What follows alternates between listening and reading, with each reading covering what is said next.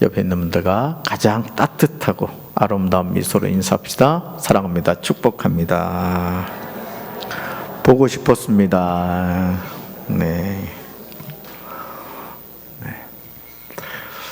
자, 오늘 마태복음 1장 6절 말씀으로 왜 밧세바인가?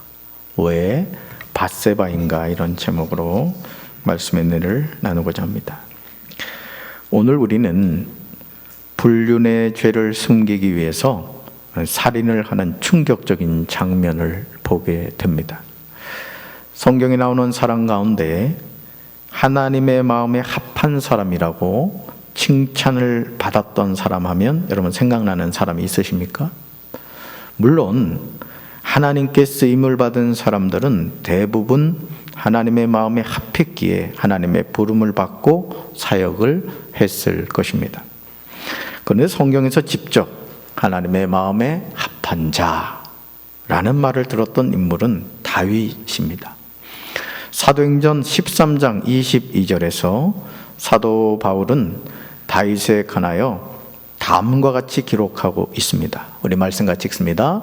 패하시고 다윗을 왕으로 세우시고 증언하여 이르시되 내가 이새의 아들 다윗을 만나니 내 마음에 맞는 사람이라 내 뜻을 다 이루리라 하시더니 아멘. 한글 성경 개역판에서는 내 마음에 합한 사람이라고 이렇게 번역을 하고 있는데요. 이것을 개역 개정판에서는 내 마음에 맞는 사람, 내 마음에 맞는 사람이라고 번역하고 있음을 보게 됩니다.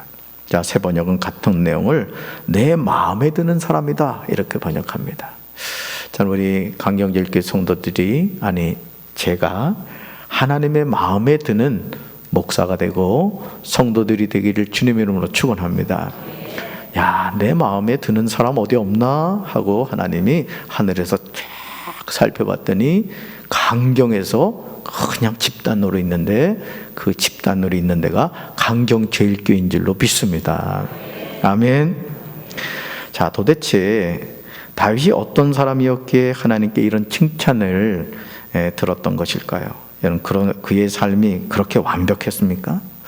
어떤 점도 없고 흠도 없었을까요? 그러나 성경을 보시면 이 세상에서 점도 없고 흠도 없으신 분은 오직 한 분 예수 그리스도 외에는 없는 줄로 믿습니다. 그러니까 우리는 흠도 없고 점도 없는 존재가 아니에요. 그냥 도끼 객길이죠. 다 죄인이고 다 연약한 존재들입니다. 우리가 예수님을 의지하기 때문에 우리가 하나님 앞에 어여시 서게 된 줄로 믿습니다. 자, 이에 관하여 히브리서 기자는 히브리서 4장 15절에서 자, 다음과 같이 증언하고 있습니다. 왜 예수님이 흠도 없고 점도 없는가? 같이 읽습니다. 우리에게 있는 대제사장은 우리의 연약함을 동정하지 못하실 리가 아니요 모든 일에 우리와 똑같이 시험을 받으신 이로되 죄는 없으시니라. 아멘. 이 세상에 존재하는 모든 종교 지도자들과 예수님의 근본적인 차이점이 뭐냐? 바로 이 파란색 글씨입니다. 모든 일에 우리와 똑같이 시험을 받으신 이로되 뭐는 없으시니라? 그러니까 예수님이 왜 구원자가 될 수밖에 없었느냐가 히브리서 4장 15절에 나오는 거예요. 부처님도 죄인이었고 공자님도 죄인이었고 마호메트도 죄인이었고 다 죄인이었어요. 근데 오직 한 분 예수님만은 죄가 없으시다는 거죠. 자, 여기서 예수님이 죄가 없으시다는 뜻은 아무 점도 아무 흠도 없으셨다는 말입니다. 여러분 아멘이십니까? 예수님 잘 믿었죠? 지혜로우신 분이에요. 옆에 있는 분들 보세요. 지혜롭게 생겼지. 그렇습니다.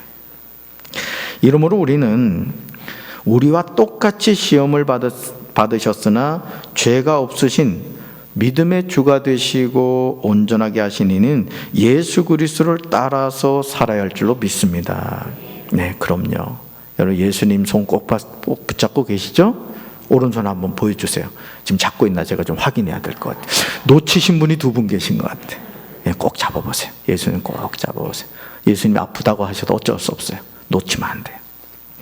자, 그러므로 영적 거인인 바울이 디모데전서 6장 14절에서 또 예수님의 수제자인 베드로후서 3장 14절에서 믿음의 후배들인 우리에게 다음같이 권면하고 있습니다. 자, 같이 읽습니다. 우리 주 예수 그리스도께서 나타나실 때까지 흠도 없고 책망받을 것도 없이 이 명령을 지키라. 자, 그 다음요. 그러므로 사랑하는 자들아, 너희가 이것을 바라보나니 주 앞에서 점도 없고 흠도 없이 평강 가운데서 나타나기를 힘쓰라. 아멘. 점도 없고 흠도 없는 삶을 살라는 거예요. 이건 우리 노력으로 되는 게 아니죠. 점도 없고 흠도 없으신 예수님의 손을 꼭 붙잡고 예수님과 동행하면 이런 은혜가 우리에게 주어지는 줄로 믿습니다. 이 세상에 태어난 사람 가운데 아무 점도 없고 흠도 없으신 분은 오직 예수 그리스도 외에는 없습니다. 아멘. 그렇다면 하나님은 무엇 때문에 다윗을 내 마음에 맞는 사람이라고 하셨을까? 다윗의 삶이 그렇게 거룩했나요? 흠모할 만한 인생이었나요? 그런데 오늘 마태복음 1장 6절을 보시면 이상한 내용이 기록되어 있음을 보게 되죠. 같이 읽습니다. 이새는 다윗 왕을 낳으니라. 다윗은 우리아의 아내에게서 솔로몬을 낳고. 아멘. 자, 누구의 아내에게서요? 네, 우리아의 아내에게서 솔로몬을 낳았대요. 아니, 다윗에게 아내가 없었습니까? 다윗이 결혼을 안 했나요? 왜 다윗은 수많은 아내가 있었음에도 우리아의 아내인 밧세바에게서 아들 솔로몬을 낳았습니까? 다윗의 아내는 아기를 낳지 못했나요? 사무엘하 3장 1절로 5절에서 다윗의 아내로 아히노암, 아비가일, 마아가, 핫깃, 아비달이 나오는 것을 보게 되죠. 자기 아내들을 통해서 낳은 자식으로 암논, 길르압, 압살롬, 아도니아, 스바다가 나옵니다. 그 어디에도 우리아의 아내와 아들 솔로몬은 나오지가 않아요. 사무엘하 5장 13절로 16절에서 다윗의 아들과 딸들이 나옵니다.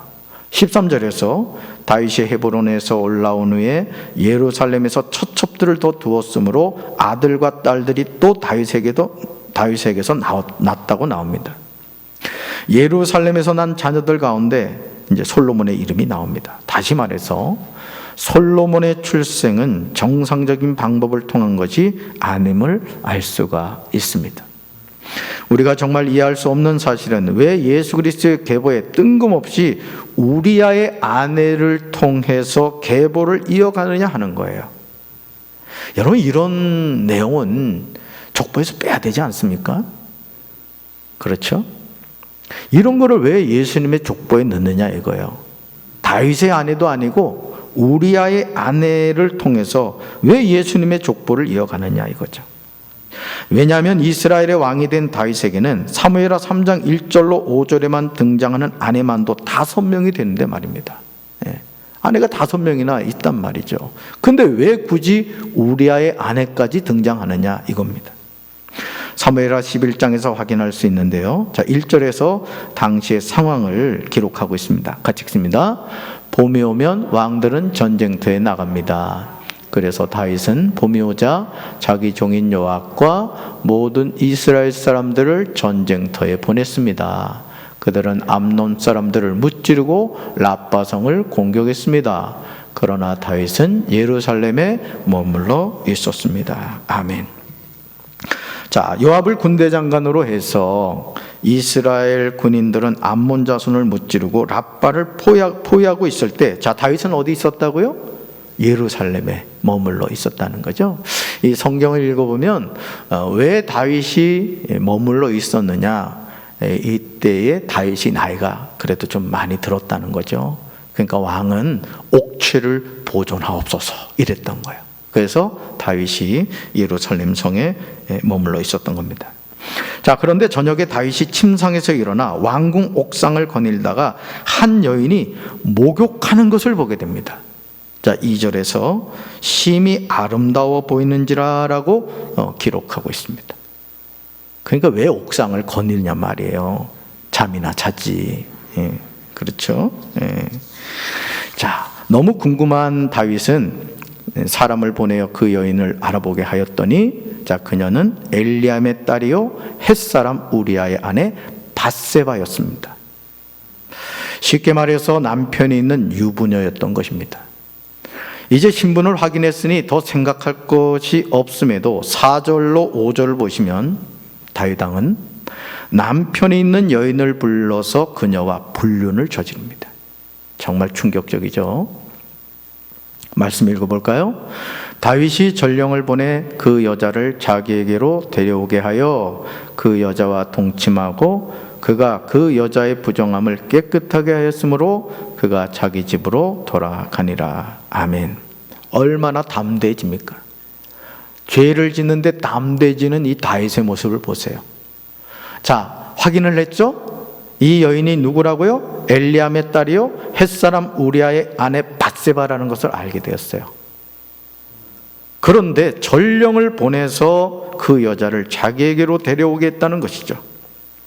그리고 죄를 진 거예요. 여러분, 마귀는 우는 사자와 같이 삼킬 자를 찾습니다. 오늘 우리가 그리스도로 살아감에 있어서 제가 청년교회 예배 때 그런 얘기를 많이 합니다마는 우리가 그리스도로 살아가면서 우리는 거룩하신 하나님을 믿습니다. 아멘. 그래서 우리를 뭐라 부르죠? 그리스도인이라고 부르고 성도라고 부릅니다. 거룩한 물이라는 얘기예요. 성도입니다. 그런데 우리가 죄를 죄로 여기지 않고 아이 뭐 요즘 어때? 간통죄도 없어진 걸 뭐 눈 맞으면 같이 잘 수 있지 뭐. 여러분 혹여나 그런 생각하십니까? 우리가 하나님의 자녀로 이 세상을 살아간다면 우리가 성적인 면에 있어서 깨끗해야 될 줄로 믿습니다. 그럼요. 아주 이거는 우리의 의식 속에 아주 심어놔야 돼요. 뼛속 깊이. 이 세상의 가치관이 어떻게 바뀐다고 할지라도 우리가 하나님의 자녀로서 이 성도라는 이름을 내려놓는 순간 우리는 하나님의 자녀의 권세를 스스로 포기하는 거예요. 할렐루야. 그래서 저는 우리 강경제일교회 주변이 거룩한 땅이 되어야 된 줄로 믿습니다. 우리 기도합시다. 네. 뭔 뜻인지 아실 거예요. 기도하면 하나님이 역사하실 줄로 믿습니다. 그럼요. 초등학교가 요 바로 앞에 있잖아요. 왜 강경 이 지역에 사는 분들은 왜 그걸 가만히 있었을지 나는 그게 미스테리야. 직선거리로 몇백 메타도 안 됩니다, 여러분. 100메타도 안 될 거예요, 제가 볼 때는. 그럼 진작 피켓 들고 해야 되는 거 아닙니까? 우리 기도합시다. 하나님이 역사하실 줄로 믿습니다. 모든 것이 완벽했어요. 다윗이 하는 것이 잠언 9장 17절과 같이 도둑질한 물이 달고 몰래 먹는 떡이 맛이 있다는 말씀대로 된 거죠. 그러나 완전 범죄는 없습니다. 5절을 보시면 다윗과의 불륜으로 말미암아 햇사람 우리아의 아내 밧세바가 임신하게 되었어요. 자, 그 여인이 임신함에 사람을 보내 다윗에게 말하여 이르되 내가 임신하였나이다 하니라. 밧세바가 임신했다는 사실을 알게 된 다윗은 자신의 불륜을 은폐하기 위해서 안달이 납니다. 여러분, 죄라는 것은 그 죄를 내 삶 가운데 들어오기 전에 차단해 버리면 죄의 노예가 되질 않아요. 그런데 그 죄를 현관문을 열고 집으로 들여놓는 순간부터 그 죄가 우리의 주인이 됩니다. 저는 우리 사랑하는 강경제일교회 성도 여러분들은 악은 모양이라도 본받지 말게 되길 주님의 이름으로 축원합니다. 죄에 대한 영적 화인을 맞으면 안 됩니다. 죄를 우습게 여기는 사람들이 있습니다. 신앙생활을 하면서도 죄에 대해서 너무 관용하는 사람들이 있어요. 여러분, 성경에서 동성애가 죄라고 말하면 죄인 거예요. 이거는 주님이 재림하시는 날까지 동성애는 안 되는 거예요. 아멘. 그런데 어떤 목사들 가운데 보면은 거기 가서 뭐 축도를 해주고 그분들을 뭐 물론 긍휼히 여기게 됩니다. 우리가 그리스도의 사랑으로 그들을 위해서 그들을 불쌍히 여기고 그들을 긍휼히 여기게 되는 건 사실이에요. 그러나 해야 될 행동이 있고 하지 말아야 될 행동이 있는 겁니다. 저는 우리 사랑하는 성도 여러분들이 이런 영적 분별력 갖게 되길 주님의 이름으로 축원합니다. 어떻게 대한민국 서울 수도 서울시청 앞에서 동성애 축제, 퀴어 축제가 허용이 됩니까? 정신 나간 거 아닙니까 진짜? 우리 한국교회가 정말 회개하며 기도해야 될 줄로 믿습니다. 그러니 코로나19가 안 오겠어요? 저는 정말 우리가 이 코로나19 상황에서 하나님 앞에 회개해야 된다고 저는 믿습니다. 우리 조국 대한민국이 어떤 나라인데요? 하나님이 보호하사 우리나라 만세라고 애국가를 부르는 나라예요. 그런 나라가 어떻게 하나님 마음을 아프게 합니까? 우리 사랑하는 성도 여러분들이 정말 이런 분명한 기독교인의 가치관을 가지고 아닌 것에 대해서는 목에 칼이 들어와도 아니라고 얘기할 수 있는 그런 강경질게 성도들 되기를 주님의 이름으로 축원합니다. 자, 보세요. 죄를 피할 수 있는 길이 있었음에도 죄를 허용하고 나서 어떻게 돼요? 다윗이 이제 안달이 난 거예요. 다윗과 불륜을 통해서 밧세바가 임신했기에 이 사실이 발각되면 그녀는 돌에 맞아 죽습니다. 이게 이 당시 율법이었어요. 다윗은 군대장관 요압에게 기별을 하여 사무엘하 23장 39절에서 다윗의 37인 용사들 가운데 한 사람이었던 햇사람 우리아를 부릅니다. 그러니까 여러분, 우리아가 정말 충성된 사람입니다. 이 말씀을 이제 살펴보면 알겠습니다만 다윗의 37인 용사 가운데 한 사람이었어요. 자, 그런 다음에 암몬과 전쟁을 하는 군대장관 요압의 안부와 이스라엘 군사의 안부와 싸움이 어떠했는지를 묻고, 자, 우리아에게 집으로 가서 쉬라고 하면서 왕의 음식물을 보냅니다. 아마 보통 사람 같았으면 집에서 맛있는 왕의 음식을 먹으면서 아내와 편안하게 쉬었을 겁니다. 자기야, 보고 싶었어. 나 안 보고 싶었어. 내 눈물 봐. 내 눈물 흘렸어. 막 이렇게. 그렇게 막 얘기했을 거예요, 보통 사람 같으면. 그렇죠? 그런데 햇사람 우리아는 그런 장소가 아니었어요. 사무엘하 11장 10절에서 다윗이 내가 길 갔다가 돌아온 것이 아니냐, 어찌하여 내 집으로 내려가지 아니하였느냐고 묻자 우리아는요 11절에서 다음과 같이 대답합니다. 정말 충성스러운 부하예요. 같이 읽습니다. 우리아가 다윗에게 아뢰되 언약궤와 이스라엘과 유다가 야영 중에 있고 내 주 요압과 내 왕의 부하들이 바깥 들에 진치고 있거늘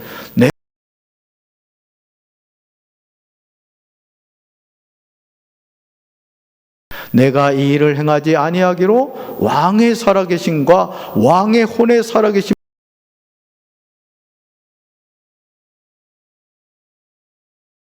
보여주실까요? 보세요.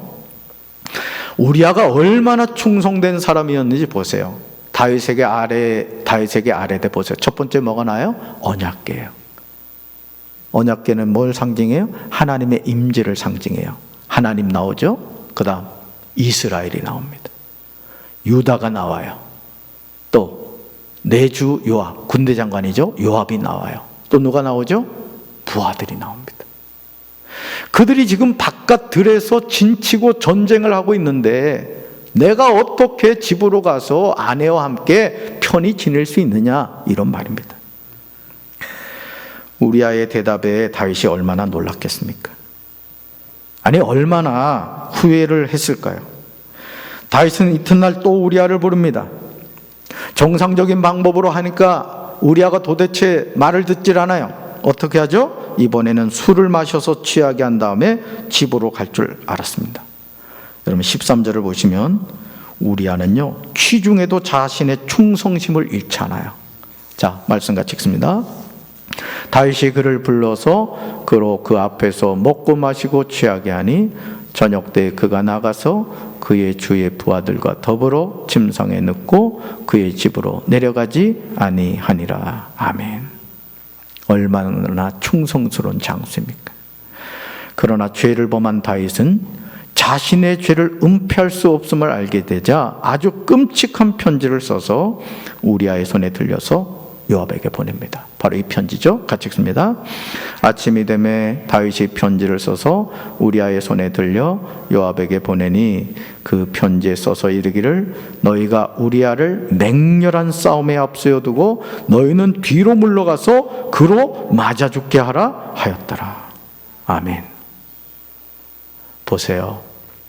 죄를 지으니까 죄를 숨기기 위해서 여러분 몸살나 있는 다윗의 모습이 보입니까?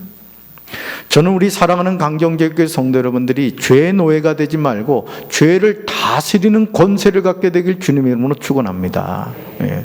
마귀는요, 제가 늘 말씀드리잖아요. 우리가 왜 죄를 고백하고 회개하여 용서함을 받아야 되는가 하면 우리 안에 죄가 있잖아요. 그러면 이 죄가 우리를 노예로 만듭니다. 여러분 실제로 그랬다고 봅니다. 그냥 무작위로 소위 말해 기업가들, 변호사들, 소위 말해 이제 사회의 그 좀 엘리트라고 하는 사람들한테 무작위로 전화를 해가지고 그랬대요. 내가 당신 여름 휴가 때 뭐 했는지 다 알고 있어. 이 계좌로 돈 얼마 보내지 않으면 내가 매스컴에다 터뜨리겠다. 그랬대요. 무작위로 전화를 해서. 근데요, 놀랍게도 입금이 많이 됐대요. 뭔 얘기인지 깨달아지십니까? 죄를 지으면 그 죄가 우리를 노예로 만듭니다. 저는 우리 사랑하는 성도 여러분들이 성도가 되시길 바라요. 성직자라고 하죠. 목사인 저도 마찬가지입니다. 우리가 하나님의 자녀로 산다는 것은 뭐냐? 죄를 미워하고 죄를 회개하고 죄를 다스릴 권세를 갖고 살아가는 거예요. 할렐루야. 군대 장관 요압은 이스라엘 왕인 다윗의 편지를 받자마자 우리아를 적군의 용사들이 있는 장소에 두어서 싸움에서 죽게 만듭니다. 여러분, 차라리 다윗이 우리아한테 솔직하게 얘기를 했다면 어땠을까요? 내가 이런 죄를 지었다. 내가 왕으로서 정말 부끄럽구나. 차라리 얘기를 했다면 어떻게 했을까요? 아니면 우리아에게 못할 수가 없었다면 하나님 앞에서라도, 하나님, 제가 옥상을 거닐다가 여인의 아름다움을 보고 이런 간통죄를 지었습니다. 하나님, 저의 죄를 용서해 주십시오. 제가 이 죄를 어떻게 해결해야 됩니까? 만약에 회개를 했다면 어떻게 됐을까요? 우리아를 전쟁터에서 억울하게 죽게 만드는 일은 없었을 겁니다. 그런데 다윗은 죄를 숨기려고 하다 보니까 결국은 자신이 죽어야 되잖아요. 근데 왜 충성스러운 우리아를 맞아 죽게 만듭니까? 여러분, 요압은 다윗의 요구대로 그대로 합니다. 이런 다윗에게 하나님은 사무엘하 12장에서 선지자 나단을 보내서 책망하십니다. 따라합시다. 죄는 하나님이 보십니다. 아멘. 자, 다윗은 선지자 나단을 통하여 하나님의 책망을 듣고 회개합니다. 그러나 다윗이 지은 죄에 대한 하나님의 무서운 심판의 말씀이 사무엘하 12장 9절부터 12절에 나옵니다. 여러분 잘 들으세요. 우리가 죄를 지었을 때 주님은 우리가 죄를 회개하면 용서하십니다. 그런데 중요한 게 있어요. 죄값을 물으십니다. 자, 말씀 볼까요? 이건 제 얘기가 아니에요. 그래서 죄를 지으면 안 됩니다. 자, 같이 읽습니다. 그러한데 어찌하여 내가 여호와의 말씀을 업신여기고 나 보기에 악을 행하였느냐? 내가 칼로 햇사람 우리아를 치되 암몬 자손의 칼로 죽이고 그의 아내를 빼앗아 내 아내로 삼았도다. 이제 내가 나를 업신여기고 햇사람 우리아의 아내를 빼앗아 내 아내로 삼았은즉 칼이 내 집에서 영원토록 떠나지 아니하리라 하셨고, 여호와께서 또 이와 같이 이르시기를 보라, 내가 너와 내 집에 재앙을 일으키고 내가 내 눈앞에서 내 아내를 빼앗아 내 이웃들에게 주리니 그 사람들이 내 아내들과 더불어 백주에 동침하리라. 너는 은밀히 행하였으나 나는 온 이스라엘 앞에서 백주의 일을 행하리라 하셨나이다 하니. 아멘. 이제 저와 여러분이 다윗에 관하여 가졌던 환상이 완전히 깨졌습니다. 이제 우리는 하나님이 다윗을 향하여 내 마음에 드는 사람이라고 평가한 이유를 도저히 이해할 수 없습니다. 성경이 잘못 기록된 것입니다. 그렇지 않고서는 어떻게 유부녀와 간통을 하고 그것도 부족해서 임신 사실을 숨기기 위해서 충성스러운 우리아를 전쟁에서 죽게 만듭니까? 그것도 계획적으로 말입니다. 다윗이 살인을 한 겁니다. 열왕기상 15장 5절에서 다윗이 죄를 범한 사건이 얼마나 엄청난지를 알게 됩니다. 같이 읽습니다. 이는 다윗이 햇사람 우리아의 일 외에는 평생의 여호와 보시기에 정직하게 행하고 자기에게 명령하신 모든 일을 어기지 아니하였습니다. 아멘. 이게 다윗의 인생에서 가장 수치스러운 것이 되었던 거예요. 그리고 실제 다윗의 삶을 돌이켜보면 하나님은 다윗이 회개했을 때 용서해 주셨지만 그가 지었던 죄의 값에 대해서는 여러분 다윗의 가문이 어떻게 된지 아시죠? 아주 풍비박산이 나버립니다. 여러분 죄를 완전 범죄를 한다고 생각하지도 마세요. 하나님이 불꽃 같은 눈동자로 보고 계십니다. 그리고 우리가 지은 죄에 대해서 하나님은 그 값을 물으신다는 거예요. 다윗을 사랑하셨지만 그렇습니다. 그래서 악은 모양이라도 본받지 말아야 됩니다. 아멘. 그렇습니다. 자, 오늘 마태복음 1장 6절에 등장하는 우리아의 아내 밧세바가 나오죠. 기본 상식으로는 성경에, 그것도 예수 그리스도의 계보에 다윗과 불륜을 저지른 부끄러운 이름을 기록한다는 것을 이해할 수 없습니다. 그러나 성경은 가감없이 기록하고 있습니다. 왜냐하면 예수 그리스도의 계보는 인간의 이성을 뛰어넘는 것이기 때문에 그렇습니다. 때로는 감추는 미덕도 필요하지 않을까요? 밧세바의 목욕 행위는 다윗 왕을 유혹하기 위한 의도적인 행동은 아니었습니다. 왜냐하면 고대 근동 지방에서의 주거 형태를 살펴보면 집 앞마당의 우물에서 목욕하는 것이 보통이었다고 합니다. 그러기에 지붕 위에서 이웃집을 내려다보는 행위는 금기사항이었던 거예요. 어떻게 보면 밧세바는 피해자일 수도 있는 것처럼 보입니다. 그리고 당시 다윗이 살고 있던 다윗궁은 예루살렘의 높은 시온산에 있었으므로 그 인근 주민의 집 앞마당을 잘 내려다볼 수 있었던 거예요. 그 집도 이사를 잘 가야 돼. 다른 사람 저 목욕하는데 바라보이는 그런 집은 이사 가지 마세요. 죄 지을 수 있습니다. 자, 햇사람 우리아의 아내 밧세바도 다윗 왕이 불륜의 죄를 저지르는데 방조했음을 알 수 있습니다. 왕이 불렀으니 뭐 어떡하겠어요, 그죠? 물론 어떤 이 당시에 왕이 부르는 거에 또 불응한다는 것은 목숨을 내놓아야 되는 그런 일일 수 있을 것입니다. 자, 그럼에도 불구하고 어쨌든 이 밧세바도 다윗 왕이 이 불륜의 죄를 저지르는데 방조를 했다는 거죠. 사무엘에 나오는 다윗의 범죄 행위에 대하여 밧세바가 반항했다고 하는 아무런 언급도 나와 있지 않아요. 자신을 불렀을 때 다윗 왕에게 저는 남편이 있는 여인입니다, 이런 얘기가 전혀 기록이 되어 있지 않습니다. 따라서 이 사건의 모든 책임은 다윗에게 있다 하더라도 우리아의 아내로서 밧세바의 태도만은 결코 면책받을 수 없다는 거죠. 사무엘하 11장 4절에서 그 부정함을 깨끗게 하였으므로 더불어 동침하매라는 이 히브리어 원문은 밧세바가 자신의 부정함을 깨끗게 한 일이 다윗과 동침한 후에 행한 것으로 나와 있습니다. 이러므로 사무엘하 11장 4절의 정확한 번역은 저가 그녀와 동침한 후 그녀는 그 부정함을 깨끗게 하였다라고 해야 합니다. 그리고 밧세바가 그 부정함을 깨끗게 하였다는 말은 남녀가 서로 동침한 후에는 레기 15장 18절에서 그 몸을 씻도록 되어 있는 하나님의 율례를 그대로 지킨 것을 의미합니다. 이것으로 보아 밧세바는 다윗과 간음하는 죄를 범하고서도 자신이 지은 죄에 대한 참된 회개는 결여한 채 의식적인 정죄에만 신경을 썼던 거예요.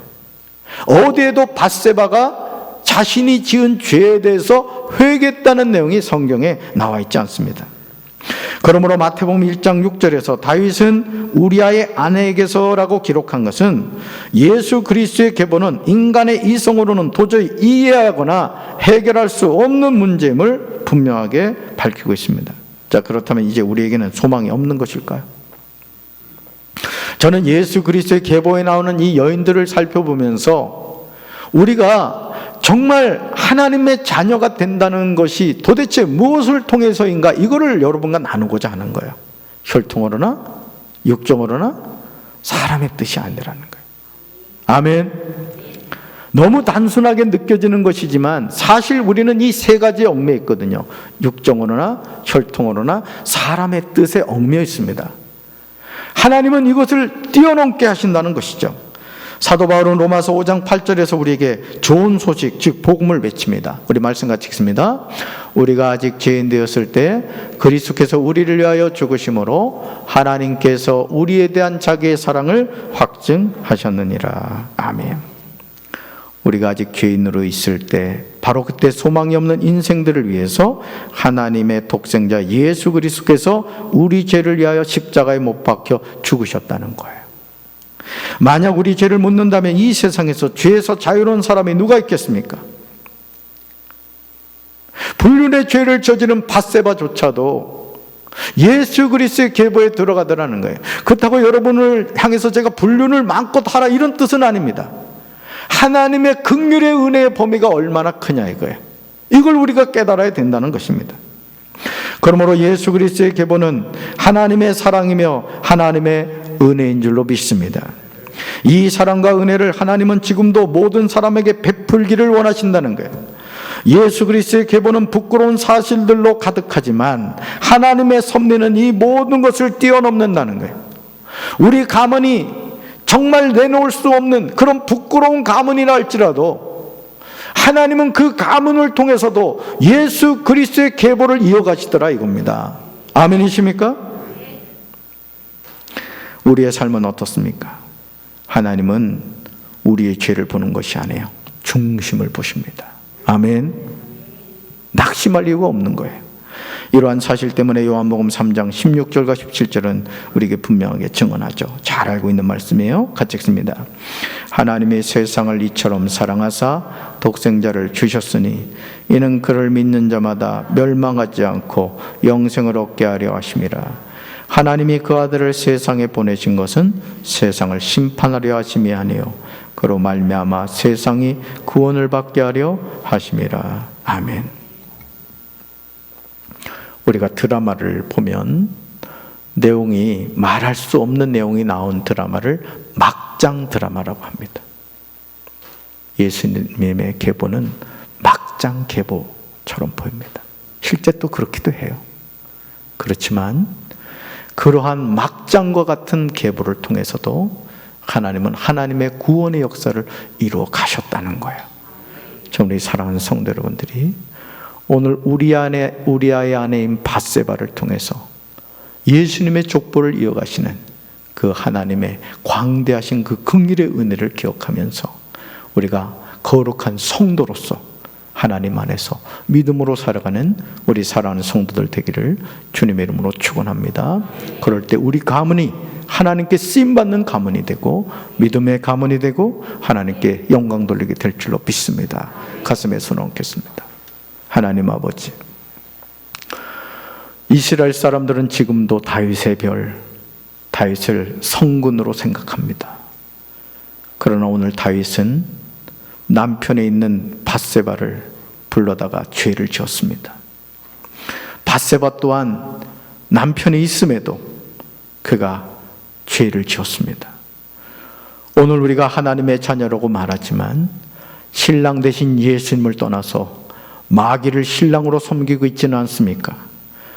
우리가 이 육신의 생명이 다하는 그날까지 우리의 진짜 신랑 되시는 예수님만 모시고 살아갈 수 있는 정결한 신부가 되게 도와 주시옵소서. 죄를 멀리하게 하시고 악은 모양이라도 본받지 않게 도와주시고 이 세상이 성적으로 타락해가고 동성애를 인정하고 차별금지법을 비롯해서 성경에서 하나님이 말씀하신 것을 조장한다 할지라도 그것을 따라가지 않게 도와주시고 기독교인으로서의 가치관을 가지고 바른 영적 분별력을 가지고 거룩한 신부로서 살아가는 우리 사랑하는 성도들 되게 하여 주옵소서. 그래서 우리 사랑하는 성도들의 가문이 믿음의 명문가가 되게 도와 주시옵시고 오직 하나님의 기쁨이 되는 가문이 될 수 있도록 주여 도와 주시옵소서. 혹여나 자신의 부끄러운 과거 때문에 또는 자신의 부끄러운 가문 때문에 하나님 어깨를 펴지 못하고 있는 성도가 있습니까? 예수 그리스도의 이름으로 다시 일어나게 도와주시옵시고 예수님의 보혈로 정결하게 씻어주셔서 신랑 되신 예수님과 동행하는 우리 성도들 되게 도와주옵소서. 이제는 우리 주 예수 그리스도의 크신 은혜와 하나님 아버지의 한없는 사랑과 성령님의 교통하심이 정결한 예수님의 신부로서 신랑 되신 예수님만 따라가기 원하는 사랑하는 주의 백성들 위해 이로부터 영원토록 함께 하시기를 간절히 축원하옵나이다. 아멘.